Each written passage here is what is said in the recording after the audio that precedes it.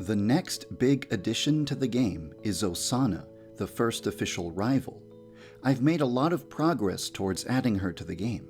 However, it could be another month or 2 months until she's complete.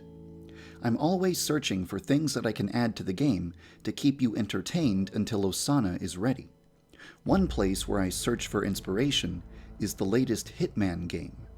I've managed to put 140 hours into this game, and I think that the reason is because of 2 features: escalation missions and player-made contracts. In both of these gameplay modes, you are tasked with hunting down a character and eliminating them in a very specific way with numerous restrictions to make things more challenging. This adds tons of replay value to the game. To help you pass the time until Osana is ready, I've decided to add a new gameplay mode inspired by what I've found in the latest Hitman games.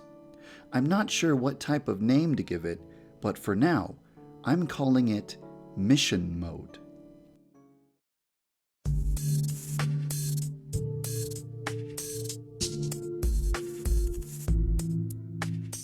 The purpose of Mission Mode is to provide the player with randomly generated missions.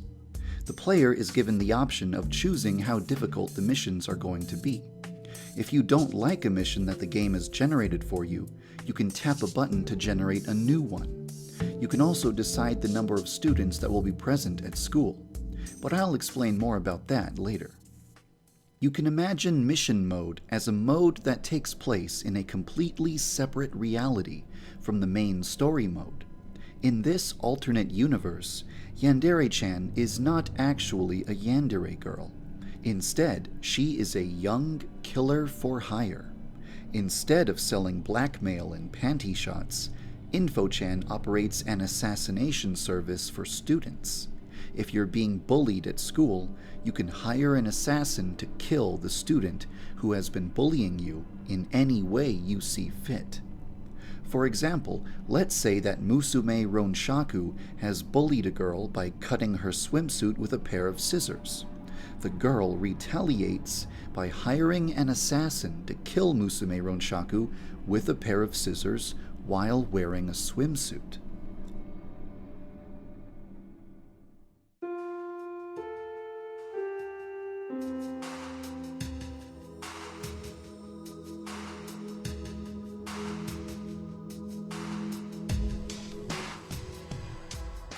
As you can probably tell, the feel of Mission Mode is meant to be completely different from the feel of the base game. To help you feel more like a predator hunting down prey, the game's soundtrack has been replaced with much more tense and serious music. Activating Yandere Vision will highlight your target with a red outline. The school's atmosphere will be determined by the difficulty level that you have chosen.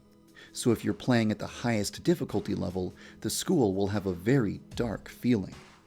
Debug commands and Easter eggs are completely disabled in Mission Mode, so you aren't allowed to cheat and have to play the game seriously, as if it was the final product. Additionally, sanity-based attack animations are permanently enabled, and there is no longer a row of weapons in front of the school. All weapons have been relocated to more logical locations. You can see your objectives at any time by pausing the game. If you fail one of your objectives, gameplay will halt immediately. You are then given the option of retrying the mission, receiving a new mission, or returning to the main menu. Once you have completed your objectives, you can complete the mission by exiting the school.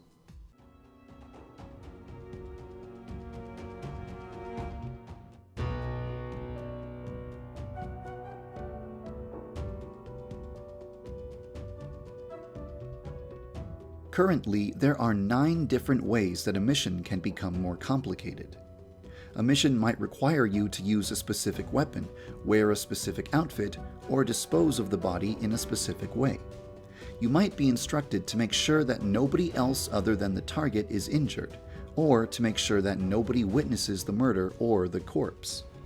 You also might have to clean up all the blood and dispose of the murder weapon, and perhaps you'll also be given a time limit. I think that this is the bare minimum number of challenges that the mode should have in order to be interesting.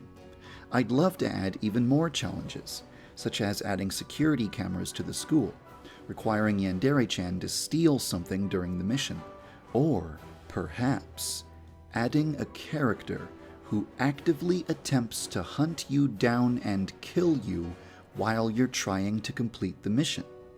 Their appearance would be different every time you play a mission, so the only way to identify them would be to constantly look over your shoulder and check to see if anyone is stalking you. For an added challenge, perhaps you would not be permitted to kill the hunter.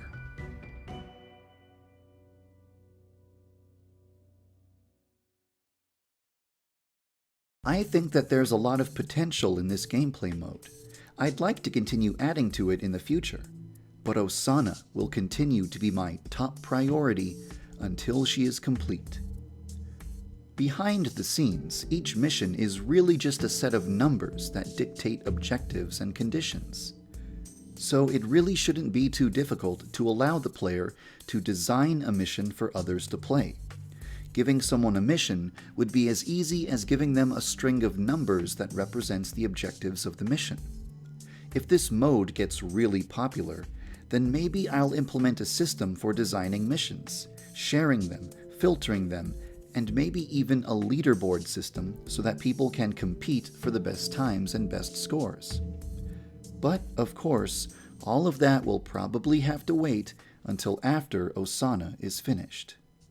Right now, mission mode is in its earliest, roughest form.